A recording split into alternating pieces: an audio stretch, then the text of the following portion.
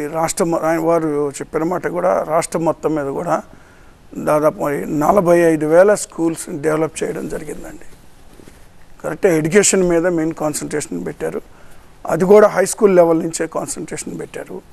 ఆ తర్వాత medical college కూడా 17 మెడికల్ కాలేజెస్ కూడా ఆంధ్రప్రదేశ్కి తీసుకురావడం జరిగింది. సో ఎడ్యుకేషన్కి సంబంధించి ఇప్పుడు ఇంటర్నేషనల్గా కూడా ఎవరైనా సరే విదేశీ విద్యకి వెళ్ళాలన్నా కూడా అవకాశం కల్పించారు. దాదాపు ₹1,00,00,000 ఖర్చు అయినా సరే వాళ్ళని అక్కడ వేరే దేశాలు పంపించి చదువుకునే వాళ్ళు ఉంటే వెళ్ళడానికి అవకాశాలు కల్పిస్తున్నాడు.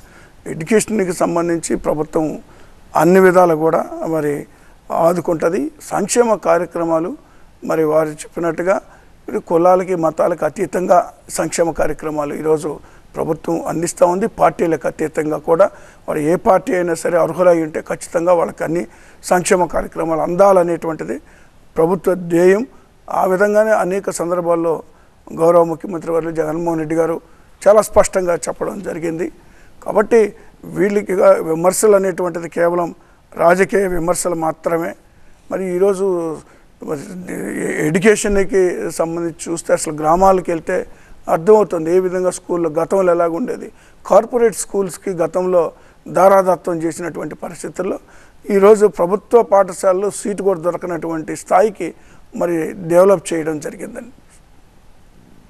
రైట్.